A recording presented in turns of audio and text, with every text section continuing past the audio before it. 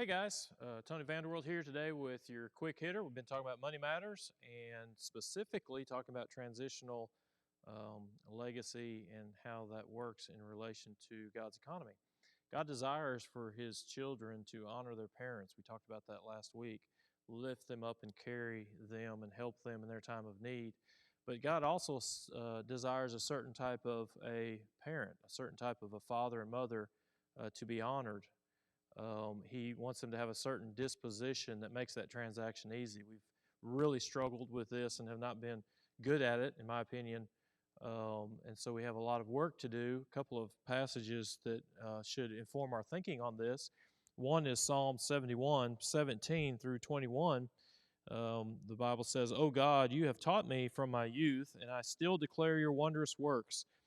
Even when I am old and gray, O God, do not forsake me until I declare your strength to this generation, your power to all who are to come. For your righteousness, O God, reaches to the heavens. You who have done great things, O God, who is like you? You who have shown me many troubles and distresses will revive me again and will bring me up again from the depths of the earth. May you increase my greatness and turn to comfort me." I love this passage because, one, it speaks about as we get older, the desire to persevere, but not just persevere, but actually be seasoned with greatness. David ends this particular section with that very phrase, cause me to be great, increase my greatness. Why? For the purpose of glorifying God. He said earlier, until I declare your strength to this generation, your power to all who are to come. David had lived through many trials and hardships, and God had carried him through. And he said, you've done it before, do it again, carry me to a strong finish. And so several things here that we have to talk about in order to have a disposition, a right disposition as we get old and gray. Gray is not a bad thing. It speaks to the wisdom that God has spoken into our lives. First thing is that a seasoned Christian or a Christian who is seasoned with greatness will desire for God's grace to finish great for the glory of God. This is the big picture. Psalm 71 speaks of this very thing. God desires for His grace to flow through us to finish great for His glory. And that is what we are called to do. We have to focus on that. We have to pray for that. We have to seek to develop that in our own lives. If not, we will stumble, we will fall, we will not persevere in terms of finishing and finishing well. You know, we've gone over the last several weeks 1 Timothy 5, and you may want to make a note of that. But, 1 Timothy 5, there's several things.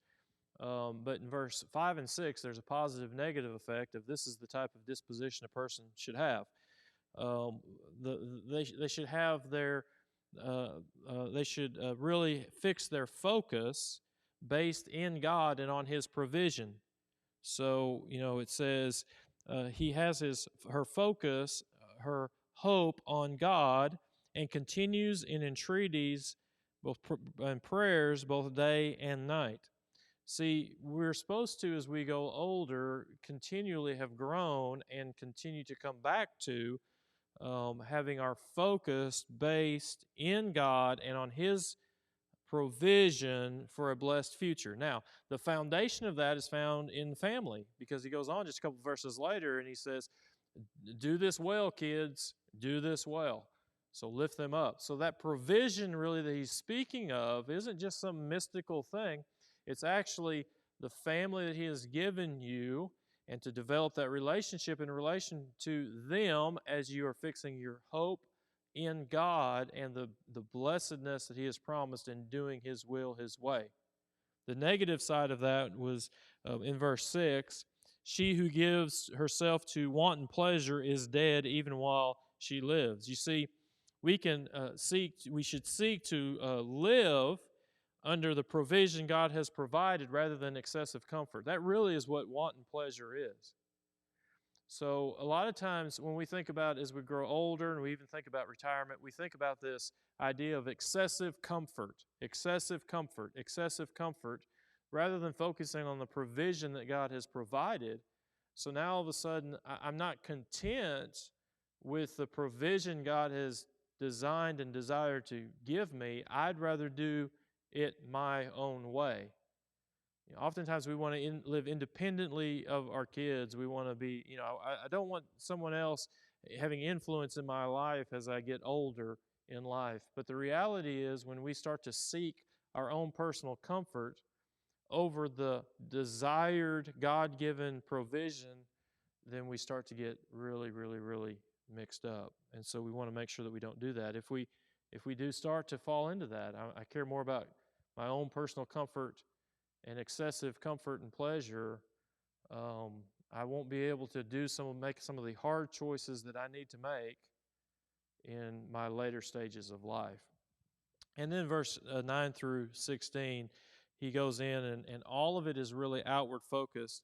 He really is trying to drive home that a Christian seasoned with greatness will find purposeful work in providing for needs that they uniquely can meet. He talks about here, you can be idle and still busy, and that's not good. You can be idle. You're not to be idle, going about from house to house, gossiping and all these things. No, we're supposed to have purposeful work, and that purposeful work is outward centered, meeting the needs of others that I can meet.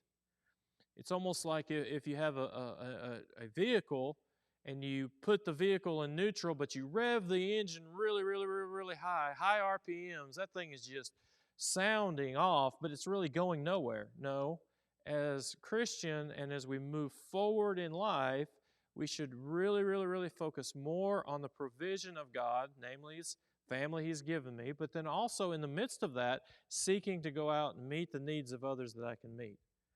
A self-centered, retired person oftentimes is the most disgruntled person you'll ever meet. A person who seeks to live by God's grace to help others, you'll find is not only gracious in meeting needs, but he is great in his attitude and his disposition. And it makes it much, much, much easier for that transition to take place between he or her and their children.